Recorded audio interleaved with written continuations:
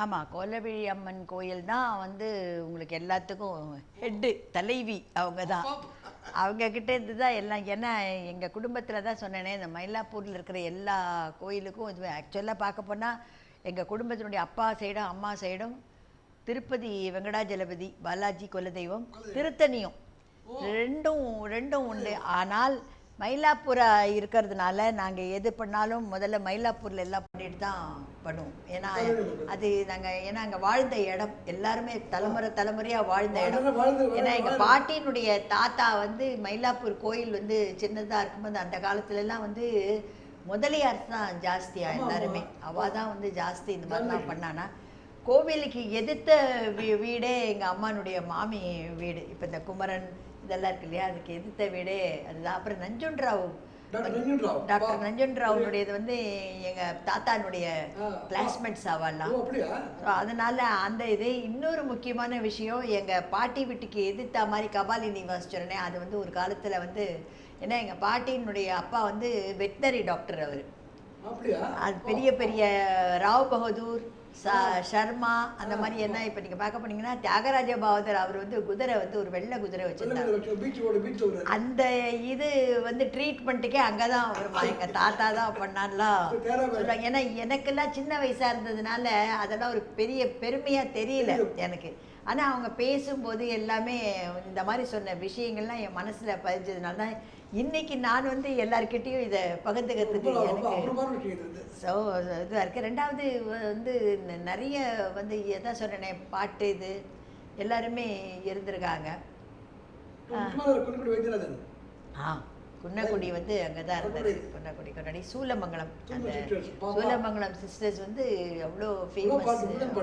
அந்த பாட்டு, அந்த கந்த சஷ்டி வந்து அவ்வளோ அழகான அந்த பாட்டு. ரெண்டு பேரும் ஒரு அம்சமாக அந்த ஸ்டேஜில் வந்து உட்காந்து நிச்சயமாக.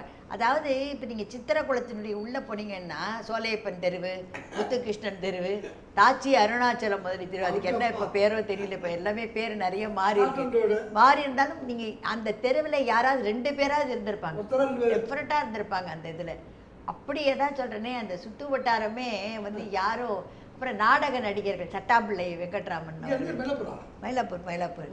இதில் வந்து ராஜாஜி சீவல் கடைன்னு பேர். அவள் தான் இந்த வள்ளீஸ்வரர் கோயிலுக்கு பக்கத்தில். அது ஒன்று, ராயர் ஹோட்டல் ஒன்று. இது ரெண்டும் சினிமாக்காரங்க ட்ராமாக்காரங்க இல்லாமல் கிடையாது. இன்னொரு விசேஷம் உங்களுக்கு தெரியுமா, அந்த சித்திரக்குளம் கிட்டக்க ராமூர்த்தி, டாக்டர் ராமூர்த்தின்னு நாடகத்துக்கு ரிஹர்சலுக்கெல்லாம் அவர் தான் வந்து நிறைய பேரை வந்து என்கரேஜ் பண்ணது. அவர் நிறைய வந்து நாடகம், அது அமைச்சூர் சபாஸ் எல்லாமே அந்த காலத்தில் இன்னும் நிறைய பேர் இருந்தது. எனக்கு இன்னும் சில விஷயங்கள் இப்போ பேரெல்லாம் வந்து இது இல்லை. ஆனால் அதான் சொல்கிறேனே, இந்த ஒன்னொன்று எடுக்க போனோம்னா எதை சொல்கிறதுன்னே தெரியாது. அதுக்கப்புறம் நீங்கள் இன்னொன்று கேட்கணும், நீங்கள் என்னது ஸ்டுடியோ. அதாவது ஒன்று இருந்தது. அது ஒரு காலத்தில் விஜயபுரி ராணி பிரதி ஸ்டுடியோன்னு ஏவிஎம் வந்து நாம் இருவரெலாம் அங்கே தான் தருவது. அப்புறம் இந்த மீனாட்சி சினி டோன் ஸ்டுடியோ செஞ்ச ஸ்டுடியோவா? ஆமாம், மீனாட்சி சினி டோன் அந்த ஸ்டுடியோ பேர் வந்து. யார் அதுக்கு எல்லாத்துக்குமே மூல காரணம் அப்படின்னா கே சுப்பிரமணியர்.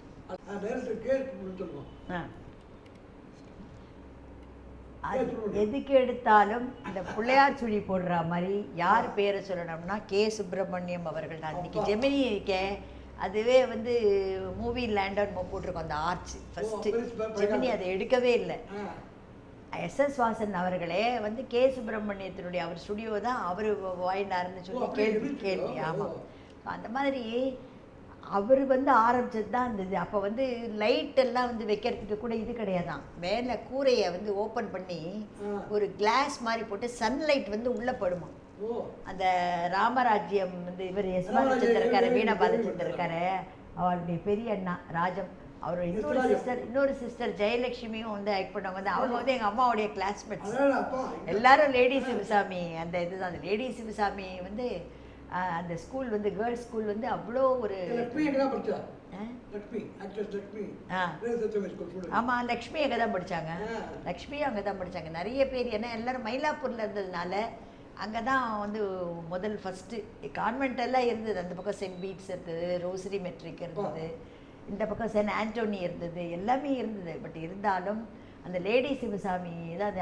அந்த பக்கம் கேர்ள்ஸில் வந்து லேடி சிவசாமி, இந்த பக்கம் பிஎஸ்ஐ ஸ்கூல். ரெண்டும் ரெண்டு பக்கம். இது பழைய சபா இல்லை ஆர்ஆர் சபா, ரொம்ப பழைய ஆர்ஆர் சபா வந்து எங்கள் அக்கானுடைய அரங்கேற்றமே அங்கே தான் நடந்தது, அங்கே தான் நடந்தது. ஆமாம், அவங்களது சிவாஜி சார்து. கமல் வந்து கதிர்காமத்து முருகன் ஒரு பேலே பண்ணார் 13-14 வயசில், அது அங்கே தான் அரங்கேற்றமாச்சு. ஆர்ஆர் சபா. ஆர்ஆர் சபாவில் வந்து முதல்ல அது வந்து சென்டிமெண்டலாக ஒரு சைக்கலாஜிக்கல் இது. அதில் வந்து அவெல்லாம் நல்ல சிறப்பாக இருப்பான்னு ஒன்று. ரெண்டாவது ரொம்ப ஆர்ஆர் சபாவில் ஆடிட்டாலே ஒரு பெரிய நமக்கு அவார்டு கிடைச்ச மாதிரி. அந்த அவா கொடுத்தாங்கன்னா சான்ஸ் இன்னும். ஆர்ஆர் சபாவில் நான் ஹீரோயினாலாம் ஆனப்புறம் ட்ராமாலாம் போட்டிருக்கேன். இன்னைக்கு அதை பிரமாதமாக மயிலாப்பூர் ஃபைனான்ஸ். அது அப்புறம் இந்த பக்கம் உங்களுக்கு இருக்கேன், நம்ம மயிலாப்பூர் கிளப் இருக்கு இல்லையா, கிளப்புக்கு பக்கத்துல அது பக்கத்துல ஒரு இருக்கு. அதுக்கு மேல ஒரு ஹால் இருந்தது, சின்ன hall, Shastri hall. Shastri hall famous. அதுக்கு எதிர்த்த பக்கம் அதான் சொல்றேனே, அங்க எல்லாமே இருந்திருக்கு. ஆமா, கபாலி தியேட்டர். அதுல வந்து மத்தியான ஷோ, மேக்டி ஷோ, எல்லாரும் எங்க வீட்டுல வந்து இந்த கடிகாக்காரி பூக்காரி எல்லாரும் வந்துட்டு 11:30 மணி ஆச்சுன்னா நேரம் எங்கே அடுத்ததுன்னு கேட்டாக்கா அவளை இது வந்து படம் பார்க்க போகிறோம், சினிமா பார்க்க போகிறோம், எல்லோரும் நூன் ஷோ பார்க்க போகிறோன்னு. ஸோ அது ரொம்ப ஃபேமஸ். அதே மாதிரி வீனஸ் ஸ்டுடியோ, அது சோப்பனாச்சலான்னு பேர், வீனஸ் காலனியில். அதுதான் பெரிய நிறைய ப்ரமோட் பண்ணி அது ஃப்ளாட்ஸாக நிறைய ப்ரமோட் பண்ணிட்டேன். அதுலேயே நான் ஆக்ட் பண்ணியிருக்கேன். பெரிய விழாயி தெலுங்கு படம்லாம் நான் பண்ணாத.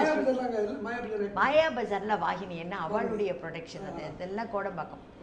EVMல அங்கே இது மயிலாப்பூரில் வந்து நெப்டியூன் ஸ்டுடியோ, அதுதான் மனோகரா வந்து ஒரு பாதி வந்து சென்ட்ரல் ஸ்டுடியோ. நான் ஆரம்பித்தது கோயம்புத்தூர் சென்ட்ரல் ஸ்டுடியோவில் தான். நான் வந்து ராணின்ற படத்தில் முதல்ல baby artist. Rani Jupiter pictures, Somu and இவர் இஸ்மாயில் பேர். அவர் அங்கே மொஹிதீனும் அவர் ஜூபிட்டர் பிக்சர்ஸ். அவள் வந்து கோயம்புத்தூரில் தான் எடுத்துட்டு இருந்தா எல்லா படம். விஜயகுமாரி, ராஜகுமாரி, ராணி எல்லாமே அங்கே தான். அதே மாதிரி பட்சி ராஜாவும் அந்த ஊரில் ஃபேமஸ். பட்சி ராஜா அவள் வந்து ஷிஃப்ட் பண்ணிட்டு வந்து அதுக்கப்புறம் வந்த பேர் வந்து இப்போ சத்யா ஸ்டுடியோ இருக்குது, அதுக்கு பேர் நெப்டியூன் ஸ்டுடியோன்னு பேர். அதில் தான் வந்து மனோகரெல்லாம் எடுத்தது. அதுக்கப்புறம் அரசியலங்குமரி, தங்கப்புதுமை, அதெல்லாம் நிறைய படங்கள். அதுக்கப்புறமா நாங்கள் தேவர் ஃபிலிம்ஸ் படம்னா அதில் பண்ணியிருக்கோம். எம்ஜிஆர் அந்த மாட்டுக்கார வேலன். ஆமாம், நிறைய படங்கள் நாங்கள் வந்து ஆக்ட் பண்ணோம். பேபி ஆர்டிஸ்டாக இருக்கும்போதும் நான் பண்ணியிருக்காரு. அந்த போட்டில் போகிற சீன் எல்லாம் வந்ததுன்னா ராஜா சார் அவங்க பேலஸ் இருக்கு இல்லையா, அந்த செட்டிநாடு பேலஸ், அதுக்கு பின்னாடி வந்து ஒரு பெரிய ரிவர் மாதிரி போகும், நல்லா இருக்கும். அப்போ ரிவர் இந்த மாதிரிலாம் இன்னும் ஒரு இது கூட இருக்காது, அவ்வளோ அழகாக இருக்கும். ரோ பண்ணுறதுக்கெல்லாம் நல்லாயிருக்கும். அதில் படித்துறை மாதிரி இருக்கும். அந்த படித்துறையில் இறங்கி நாங்கள் வந்து அங்கெல்லாம் பண்ணியிருக்கோம். ஸோ அதாவது இப்போ அதெல்லாம் மாறி போயிடுது, மாற வேண்டியது தான். ஒரு டெவலப்மெண்ட்டுன்றது நிச்சயமாக ஒரு சிட்டியில் வந்து நிறைய விஷயங்களுக்கு டெவலப்மெண்ட். ஆனாலும் மயிலாப்பூரில் வந்து இந்த பழமை குறையாதது எதுன்னு கேட்டால் அந்த காய்கறி 4 மாட வீதியும். அந்த 4 மாட வீதியை நான் ஒரு தரையாவது எப்பாவது ஒரு நேரம் இருக்கும்போது எனக்கு தெரிஞ்ச பழைய கடைகள்லாம் இருக்குது, அந்த கடைகளில் போய் நான் இருக்கு. அது முதல்ல அங்கே இருந்தது, இப்போ இங்கே வந்திருக்காது.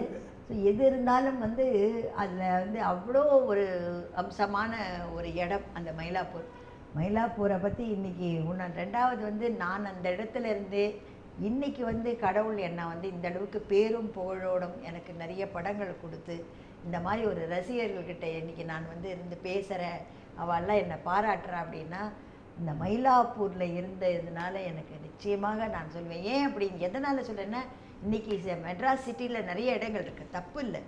பட் ஆனால் அது வந்து என்ன ஆச்சுன்னா, எதை தொட்டாலும் அங்கே வந்து ஒரு கலை அம்சம். ஒரு பாட்டு எடுத்துக்கோங்க, நீங்கள் லைட் மியூசிக் கூட எடுத்துக்கோங்க. லைட் மியூசிக்குவா கூட நிறைய பேர் இருந்திருக்காங்க. ஆமாம், ராஜாமணி அவள்லாம். அதான் சொன்னேன், நாடகத்துக்கு வந்து நீங்கள் இவர் பெஞ்சமின் வந்து தன்ராஜ் மாஸ்டர்னு பேர், சாயிலாஜின்னு பேர். அந்த சாயிலாஜில் வந்து நிறைய இன்ஸ்ட்ருமெண்ட் வச்சுட்டு இன்றைக்கி வந்து பெரிய பெரிய மியூசிக் டைரக்டர் இப்போ வந்து சொல்கிறதுக்கு இல்லை, எல்லாருமே அங்கே அவர்கிட்ட கற்றுட்டவங்க தான். இன்னொன்று சொல்லிட்டா, இன்னைக்கு ஏஆர் ரெஹமான் அவர்கள் இருக்காரு, அவருடைய அப்பா சேகர் வந்து மயிலாப்பூர். எங்கே நீங்கள் தொட்டாலும் அந்த ஆரம்பம் வந்து பார்த்தீங்கன்னா அதுதான் சிறப்பு.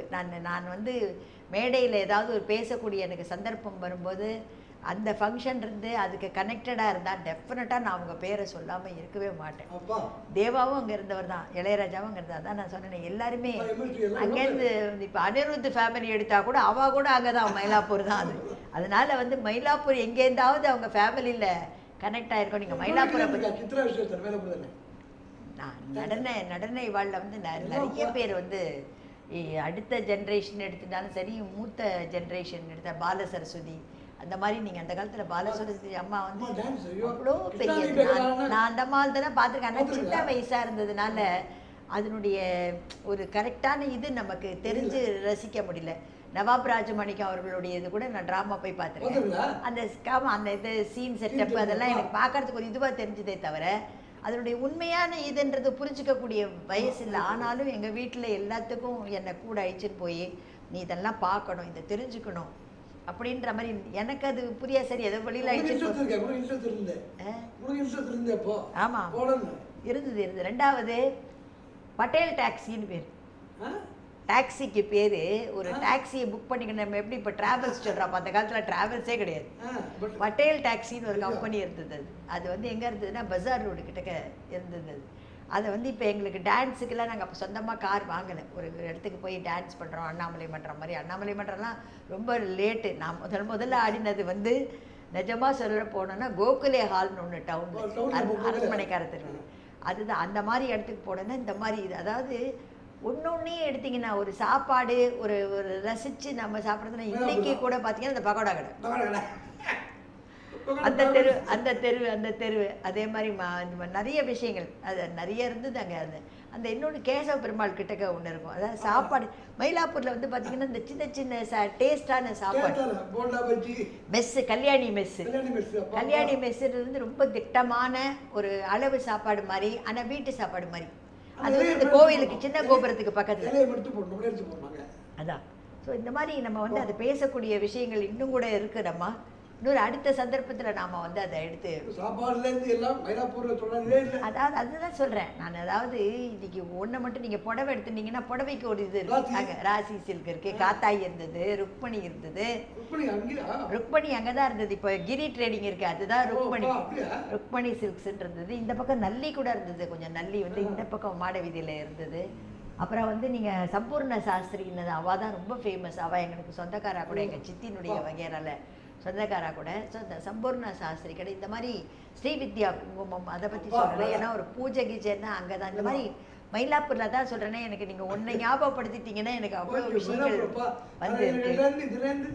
இன்னும் அடுத்த சந்தர்ப்பத்தில் வந்து வேறு என்னென்ன இதை பற்றி சொல்ல முடியுன்றது நான் உங்களுக்கு அடுத்த இதில் வந்து நிச்சயமாக ஒரு எபிசோடில் உங்களோட மீண்டும் வந்து நான் பகிர்ந்துக்கிறேன். இந்த நேரத்தில் என்ன இவர் வந்து இந்த யூடியூபுக்காக எஸ்டி ஸ்ரீதரன் அவருடைய யூடியூபுக்காக இந்த மயிலாப்பூரை பற்றி ஷேர் பண்ணுறதுக்கு எனக்கு ஒரு நல்ல வாய்ப்பு கொடுத்தாரு. அது மட்டும் இல்லை, ரொம்ப உற்சாகமாயிட்டேன் நான் என் மயிலாப்பூரை பற்றி பேசும்போது. நான் மட்டும் இல்லை, அதில் இருந்துட்டு நீங்கள் இன்றைக்கி வெளிநாட்டுக்கு போயிருக்கலாம், வேறு ஊருக்கு போயிருக்கலாம், இல்லை வேறு இடத்துக்கு கூட மாறி போயிருக்கலாம். ஆனால் உங்களுக்கு பழைய நினைவுகள் கண்டிப்பாக வந்திருக்கும்னு நான் எதிர்பார்க்குறேன். இதை நீங்களும் ரசிச்சிருப்பீங்கன்னு நினைக்கிறேன் நான். வணக்கம், நன்றி, வாழ்த்துக்கள்.